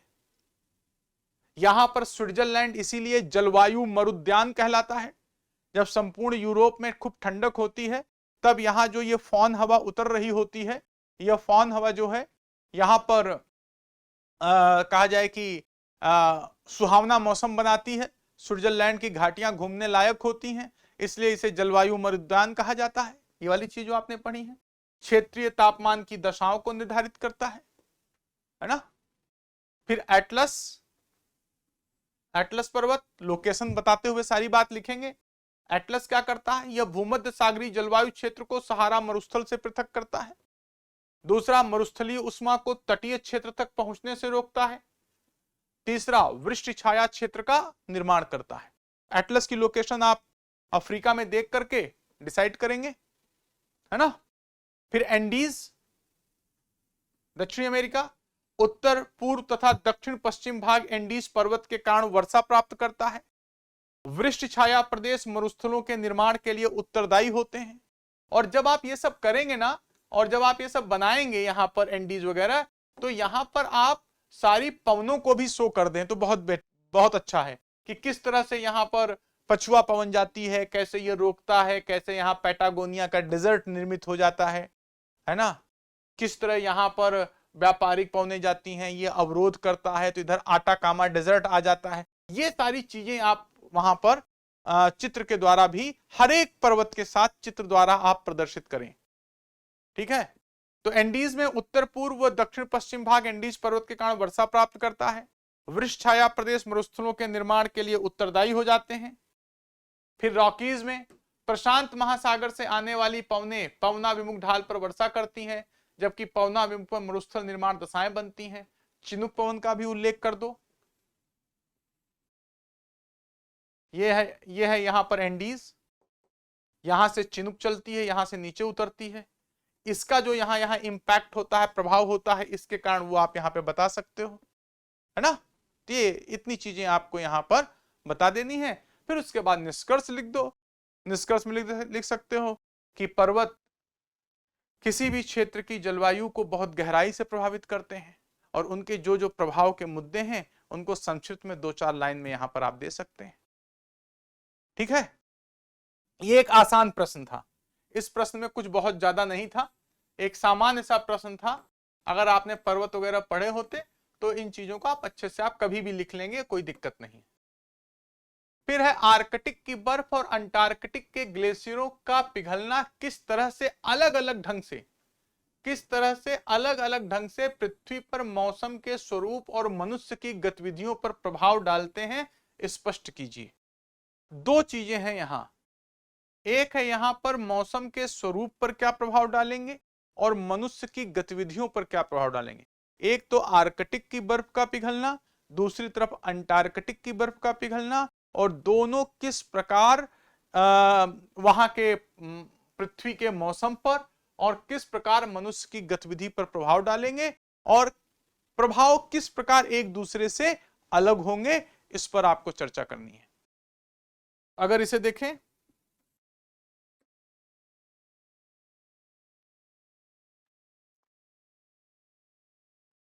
यहां पर आप परिचय दे सकते हैं कि आर्कटिक महासागर सतत महासागरीय हिम से आच्छादित है। अंटार्कटिक हिमनद आवृत महाद्वीप है, एक महासागर है और एक क्या है, एक हिमनद आवृत महाद्वीप है ना। फिर ग्लोबल वार्मिंग जलवायु परिवर्तन बताते हुए इनके बर्फ के पिघलने पर आप चर्चा कर दें और फिर उनके प्रभावों पर चर्चा कर दें। अब यहां पर हमने दोनों तरफ के प्रभाव ले लिए हैं, एक तरफ का आर्कटिक के बर्फ के पिघलने का प्रभाव और दूसरी तरफ अंटार्कटिक के बर्फ के पिघलने का प्रभाव। आर्कटिक के बर्फ के पिघलने का प्रभाव number 1, AMOC Atlantic meridional overturning circulation पर प्रभाव। आपको यह पता है कि उच्च अक्षांशों में जब बर्फ जमती है तो जब पानी बर्फ में जम जाता है लेकिन उसके नीचे लवणता छूट जाती है, इसलिए उच्च अक्षांशों का पानी ठंडा और अधिक घनत्व वाला हो जाता है और वह पानी नीचे बैठता है। पानी नीचे बैठते हुए विभिन्न महासागरों में गति करता है और जो अटलांटिक महासागर में इस तरह की धारा प्रारंभ होती है उसे अटलांटिक मेरीडियोनल ओवरटर्निंग सर्कुलेशन कहते हैं। और यह सर्कुलेशन संपूर्ण महासागरीय भाग में उष्मा और पोषक पदार्थों का आदान प्रदान करता है, परिवहन करता है और यह वैश्विक जलवायु तंत्र को भी प्रभावित करता है। या महासागरीय जल राशि के संदर्भ में आपको यह ध्यान आना चाहिए। तो यहां AMOC हो गया। दूसरा, जेट स्ट्रीम पर प्रभाव। आर्कटिक के बर्फ पिघलने का मतलब है कि वहां तापमान में वृद्धि, और वहां जब तापमान में वृद्धि होगी तो जो पोलर वोर्टेक्स बनता है और जो यहां पर ध्रुवीय वाताग्री जेट है, दोनों की दशाओं में क्या हो जाएगा, चेंज हो जाएगा। और दोनों की दशाओं में चेंज होगा तो वे बड़ी मात्रा में वैश्विक जलवायु पर, वैश्विक मौसमी दशाओं को प्रभावित कर देंगे। एंसो चक्र का अनियमित होना। एंसो चक्र, El Nino southern oscillation, El Nino southern oscillation चक्र भी इसमें दुष्प्रभावित होगा, क्योंकि जब पोलर वोर्टेक्स और जेट आदि पर प्रभाव पड़ता है वैश्विक पवन तंत्र भी प्रभावित होता है और इस वैश्विक पवन तंत्र के अंतर्गत एल नीना लानीना जैसी स्थितियां भी प्रभावित होंगी। इसलिए इसको सीधे कह सकते हो एंसो चक्र का अनियमित हो जाना। नंबर 4, भारतीय मानसून पर प्रभाव। हाल ही में भारतीय वैज्ञानिकों ने यह माना है कि भारत के लौटते हुए मानसून से जो अधिक वर्षा हुई है वह आर्कटिक के बर्फ के पिघलने का परिणाम है। तो इसलिए आर्कटिक के बर्फ के पिघलने से भारत के लौटते मानसून में वर्षा की मात्रा के बढ़ जाने की संभावना हो गई है। हाल ही में भारत के जो मौसम विभाग है उसने आर्कटिक के बर्फ पिघलने और भारत के मानसून के अंतर संबंधों पर एक मिशन भी जारी किया है। फिर मध्य अक्षांशों पर चरम मौसमी दशाएं। मध्य अक्षांशों के टेम्परेचर वगैरह में चेंज होगा तो वहां साइक्लोन, तूफान, इन सब की जो दशाएं होंगी वो भी अपनी चरम अवस्था पे पहुंच सकती हैं। फिर इसके बाद स्थानीय स्तर पर जैव विविधता की क्षति, जिससे स्थानीय लोगों के आखेट, मत्स्य जैसी गतिविधियों पर दुष्प्रभाव पड़ेगा। जो यहाँ पे सील पाई जाती हैं, जो यहाँ पर पोलर बियर पाए जाते हैं, जो यहाँ पर मछलियां आदि पाई जाती हैं, उन पर दुष्प्रभाव पड़ेगा, उनके नष्ट होने की प्रक्रिया बढ़ेगी और स्थानीय लोग इन पर निर्भर करते हैं आखेट आदि के लिए। तो जब इन पर निर्भर करते हैं तो जब ये नहीं रहेंगे तो इनसे यहाँ के लोगों की आजीविका आदि पर भी बुरा प्रभाव पड़ेगा। नए समुद्री मार्ग खुल जाएंगे, नए समुद्री मार्ग, बर्फ पिघल गई तो नए समुद्री मार्ग, आवाजाही और बढ़ जाएगी। 8वां, प्राकृतिक संसाधनों की प्राप्ति हेतु नई होड़ और तनावों का जन्म।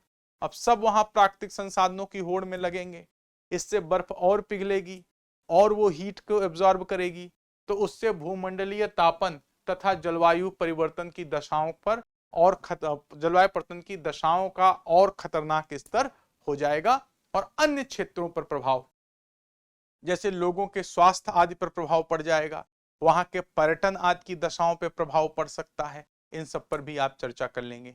तो एक तरफ मौसमी दशाएं और मानव पर प्रभाव हो गया।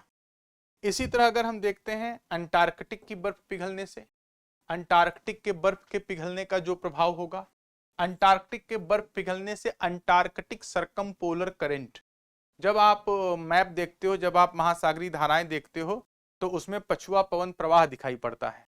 वहां पर एक जल का प्रवाह होता है, ठंडी धारा प्रवाहित होती है जिसे हम बोलते हैं अंटार्कटिक सरकम पोलर करंट। और जब यहाँ पर अंटार्कटिक की बर्फ पिघलेगी तो अंटार्कटिक सरकम पोलर करंट का स्वभाव भी चेंज होगा और इससे एल नीनो लानिना की दशाएं इससे भी चेंज होंगी। एल नीनो व एल नीनो मोडोकी पर प्रभाव, दक्षिणी गोलार्ध में चक्रवातों और तूफानों की गहनता बढ़ने लगेगी।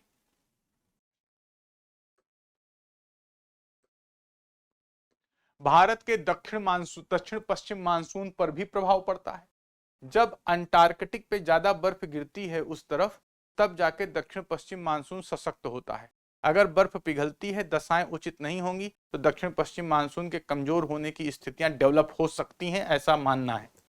दक्षिणी गोलार्ध की महासागरीय धाराओं पर प्रभाव, जैव विविधता क्षति, यहाँ पर जो क्रिल पाई जाती हैं, जो पेंगुइन वगैरह पाई जाती हैं, उनके लिए समस्याएं उत्पन्न होंगी।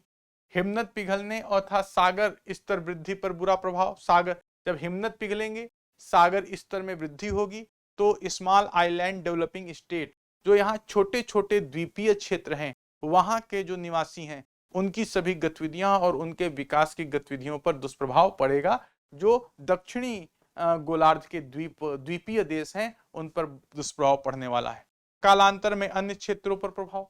प्रारंभ में तो यह प्रभाव केवल अंटार्कटिक के क्षेत्र में ही दिखेगा, लेकिन धीरे धीरे इसका विस्तार होता जाएगा और अन्य देशों में, अन्य क्षेत्रों में भी, अंटार्कटिक से दूर के क्षेत्रों में भी इसका दुष्प्रभाव देखा जा सकता है। तो आप यहाँ पे लिख सकते हो, आर्कटिक और अंटार्कटिक दो बर्फ और हिमनदीय क्षेत्र हैं, जो विश्व के उष्मा बजट, मौसमी दशा, जलवायविक दशाओं के नियमन आदि के लिए उत्तरदायी हैं। यदि इनकी बर्फ या हिमनद पिघलते हैं, तो जो वैश्विक स्तर का जलवायु तंत्र है वह दुष्प्रभावित होगा, और जिसका प्रभाव न सिर्फ प्राकृतिक बल्कि मानवीय पक्षों पर भी बहुत गहराई से पड़ेगा। अतः जलवायु परिवर्तन और भूमंडलीय तापन को नियंत्रित करने संबंधी कदमों को उठाने में अतिशीघ्रता करनी होगी, जिससे इन क्षेत्रों के बर्फ और ग्लेशियर को बढ़ने से रोका जा सके, अन्यथा मानव जाति का भविष्य ही दांव पे लग सकता है। क्लियर? ये चीज आप यहां पे बता देंगे। फिर इसके बाद विश्व में खनिज तेलों के असमान वितरण के बहुआयामी प्रभावों की विवेचना कीजिए। विश्व में खनिज तेलों के असमान वितरण के बहुआयामी प्रभावों की विवेचना कीजिए। ये भी थोड़ा सा थॉट बेस्ड क्वेश्चन है, आसान क्वेश्चन है, थॉट बेस्ड क्वेश्चन है, जो हम लोग पढ़ते रहते हैं हमेशा, क्योंकि हाल के समय में ऊर्जा सुरक्षा, ऊर्जा संकट पर ज्यादा चर्चा हुई है, तो इसलिए इस तरह का प्रश्न यहाँ पे पूछ लिया गया है ना। और ये पूछ रहा है कि जो खनिज तेल हैं वो कुछ क्षेत्रों में ही स्थित हैं, कुछ क्षेत्रों में ही ज्यादा पाए जाते हैं, तो इसका अन्य क्षेत्रों पर किस किस प्रकार का प्रभाव पड़ता है। तो थॉट बेस्ड क्वेश्चन है, 250 शब्दों में 15 अंकों का। इसके उत्तर को हम सामान्य रूप में ऐसे देख सकते हैं, इसमें तो आप विस्तार दे सकते हैं। यहां पर आप क्या कर सकते हैं, सबसे पहले खनिज तेल वितरण का एक मैप बना दीजिए। खनिज तेल वितरण के क्षेत्र जानते हैं, वो बना दीजिए, और इसमें उन देशों के नाम लिख दीजिए जहां पर ज्यादा है, और इस आधार पर बता दीजिए कि वैश्विक स्तर पर खनिज तेलों का वितरण असमान है, जिसके बहुआयामी प्रभाव निम्नलिखित हैं। तो नंबर 1 यहां पर हो जाता है क्या, आर्थिक प्रभाव। आर्थिक प्रभाव के संदर्भ में आप चर्चा कर सकते हैं। जहां अधिकता है वहां मुद्रास्फीति नियंत्रित रहती है, व्यापार वाणिज्य की बेहतर दशाएं तथा रोजगार के बेहतर अवसर उत्पन्न होते हैं। दो चीजें देखोगे ना, जहां है जहां नहीं है, दोनों पर क्या प्रभाव हो सकता है, तो हम ये उम्मीद होती है कि ये बेहतर यहाँ पर चीजें हो सकती हैं। दूसरा, जहां कमी वहां आयात पर निर्भरता, तेल के दामों में उतार चढ़ाव, मुद्रास्फीति पर और भुगतान संतुलन पर प्रभाव। मुद्रास्फीति और भुगतान संतुलन, कास्केडिंग इफेक्ट होता है, इससे पूरा जीवन स्तर प्रभावित हो सकता है ना। अब आपको इसका विस्तार देना है, ये बात आप ध्यान रखिएगा। मैं आपको थॉट प्रोसेस यहां पर दे रहा हूं, यूपीएससी में कोई रटने वाली चीज होती भी नहीं। फिर दूसरा है यहां पर किस पर प्रभाव पड़ेगा, ऊर्जा सुरक्षा। दूसरा क्या है, ऊर्जा सुरक्षा। ऊर्जा सुरक्षा पर गहरा प्रभाव पड़ता है तथा ऊर्जा संकट की स्थितियां उत्पन्न हो जाती हैं। तो जहां पर खनिज तेल कम है, उनकी निर्भरता दूसरे देशों पर रहती है, आयात पर रहती है, और दूसरे देश अगर उत्पादन कम कर देते हैं, अगर युद्ध छिड़ जाता है या उन देशों के साथ हमारे संबंध अगर बिगड़ जाते हैं, तो आपूर्ति रुक जाती है, कम हो जाती है, और जब आपूर्ति कम हो जाती है तो ऐसी स्थिति में ऊर्जा सुरक्षा संकट में पड़ जाती है और ऊर्जा संकट की दशा पैदा हो जाती है। और जब ऊर्जा संकट की दशा पैदा हो जाएगी तब यहाँ पर आर्थिक विकास पर दुष्प्रभाव पड़ना प्रारंभ हो जाता है। और सिर्फ आर्थिक विकास पर ही नहीं, इससे सामाजिक विकास भी अवरुद्ध हो जाता है। इस पक्ष को भी आप जोड़ने का प्रयास करेंगे। फिर इसके बाद नेक्स्ट, समृद्धि व विकास पर प्रभाव। वैश्विक स्तर पर समृद्धि व विकास का असमान स्तर विकसित होता है। जब खनिज तेलों का वितरण असमान है तो समृद्धि व विकास का स्तर भी अपने आप क्या है, असमान हो जाता है। ईंधन ही सब कुछ है, ऊर्जा ही सब कुछ है। अगर ऊर्जा के स्रोत आपके पास कम है तो निश्चित तौर पर विकास की प्रक्रिया अवरुद्ध होगी। आपके सामाजिक विकास, लोगों के सशक्त होने की दशाएं भी कमजोर हो जाती हैं, जिससे कि वैश्विक स्तर पर समृद्धि व विकास का असमान स्तर निर्मित होता है। सरकार की कल्याणकारी कार्यों में सार्वजनिक व्यय क्षमता प्रभावित हो जाती है। अगर सरकार चाहती है कि कल्याणकारी कार्य करे, लेकिन अगर उसकी ईंधन की आपूर्ति, ऊर्जा की आपूर्ति सतत नहीं होगी तो कल्याणकारी कार्य भी सतत नहीं हो सकते हैं। तो हमें ज्यादा खर्च तो ईंधन के आयात पे ही करना पड़ता है। तो कल्याणकारी क्षेत्र में जो हम खर्च कर सकते थे वो हमको ईंधन के आयात में ही लगा देना पड़ता है। तो सरकार की कल्याणकारी कार्यों में सार्वजनिक व्यय क्षमता प्रभावित हो जाती है ना। फिर इसके कूटनीतिक प्रभाव भी होते हैं। कूटनीतिक प्रभाव, तेल की कूटनीति होती है पूरे विश्व में। तेल कूटनीति के आधार पर अंतरराष्ट्रीय संबंधों का निर्धारण होता है। ऐसे सोचो, भारत अगर लाख कोशिश करे लेकिन भारत कभी मिडिल ईस्ट के देशों के साथ बड़ा पंगा नहीं लेता, या ऐसे देशों के साथ बहुत ज्यादा पंगा नहीं लेता जहां पर कि ऊर्जा के स्रोत हो। वो उनके साथ एक बेहतर रणनीति, कूटनीति के ही तरीके अपनाता रहता है ना। तो इस तरह इस पक्ष में समझिए।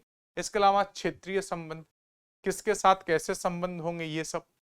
और फिर ऊर्जा क्षेत्रों को हड़पने के लिए, ऊर्जा क्षेत्रों पर नियंत्रण स्थापित करने के लिए, फिर एक देश और दूसरे देश में मनमुटाव, हमले जैसी स्थितियां, एक दूसरे के देशों पर आरोप, इससे क्षेत्रीय संबंध भी संवेदनशील बने रहते हैं। मिडिल ईस्ट, यूएसए और यूरोप के देशों के बीच के संबंध को आप यहां पर समझ सकते हो, है ना।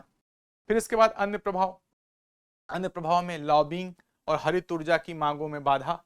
अब यहां पर जो जिनके पास खनिज तेल के स्रोत ज्यादा हैं वो अपनी एक लॉबिंग कर लेते हैं।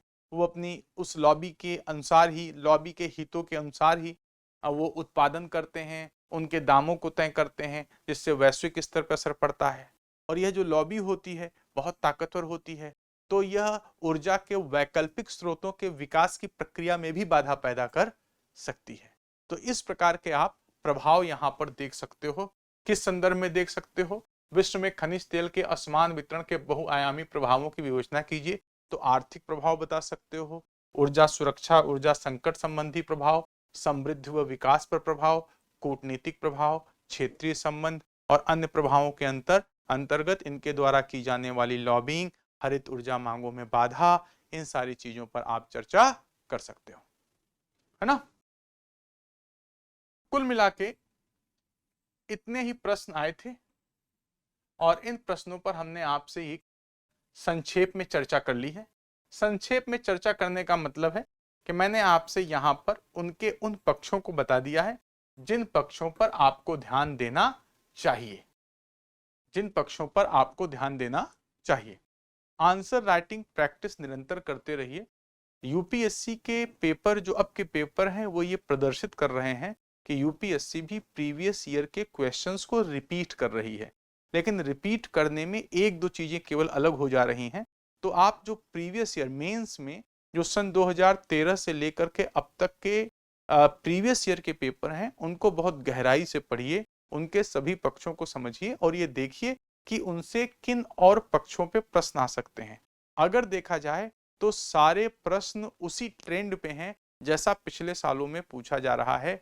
जिन जिन एरियाज से पिछले वर्षों में प्रश्न पूछे गए हैं उन्हीं एरियाज से इस साल भी प्रश्न पूछे गए हैं। लेकिन एक बात ध्यान रखना, अब जब आप भूगोल का पेपर 1 में जब आप भूगोल के प्रश्न को समझते हैं कि कहाँ से आएगा, तो ये सिर्फ भूगोल से नहीं आता, यह पर्यावरण के पक्ष को भी अपने साथ रखता है, आपदा के भी पक्ष को रखता है, और इसके साथ भूगोल और आर्थिक संबंधों से संबंधित प्रश्नों को भी रखता है। यह थोड़ी सी इसमें विविधता आई है, और यह विविधता प्रश्नों को देखने में तो आसान बनाती है, लेकिन जब आप उत्तर लिखने लगते हैं तो उत्तर अगर प्रश्न की मांग के अनुसार न हो तो आपको तो लगता है आपने अच्छा उत्तर लिखा है, लेकिन उस उत्तर से आपको अच्छे अंक नहीं मिल पाते हैं। इसलिए यूपीएससी की मुख्य परीक्षा में भूगोल के प्रश्नों के लिए बेहतर करने के लिए 2 ही 3 अप्रोच जरूरी हैं। नंबर 1, प्रीवियस ईयर पेपर के प्रश्न को देखिए, उससे एक ट्रेंड अपने दिमाग में रखिए और उन पक्षों को समझने की कोशिश कीजिए जहां से भविष्य में प्रश्न पूछे जा सकते हैं। नंबर 2, करंट अफेयर में, करंट में जो भी भौगोलिक गतिविधियां हो रही हैं, जो भी पर्यावरणीय गतिविधियां हो रही हैं, आर्थिक भूगोल से संबंधित जो गतिविधियां हो रही हैं, उन पर अपना ध्यान आप टिकाए रखिए, और इन गतिविधियों से संबंधित जो नीतियां हैं उन पर आपकी पकड़ अच्छी होनी चाहिए। और इसके अलावा लेखन, लेखन और लेखन, आप जितना लिखेंगे उतना ही ज्यादा आप शार्प होंगे, और जितना ज्यादा आप शार्प होंगे उतनी जल्दी आप प्रश्न के मर्म को समझ करके प्रश्न की मांग के अनुसार उत्तर दे पाएंगे। लगातार लेखन के प्रयास के अलावा यूपीएससी मुख्य परीक्षा को निकालने का कोई और उपाय नहीं है। याद रखें, यूपीएससी में किसी भी तरह का शॉर्टकट नहीं है, कुछ भी इंपॉर्टेंट नहीं है। जो जिस साल आ जाता है वो उस साल के लिए इंपॉर्टेंट था, यही हमको मानना पड़ता है। तो मित्रों, आज के लिए इतना ही। फिर कभी किसी और पेपर के साथ आपसे मुलाकात होगी। आप सभी को आगामी परीक्षाओं की शुभकामनाएं। नमस्कार।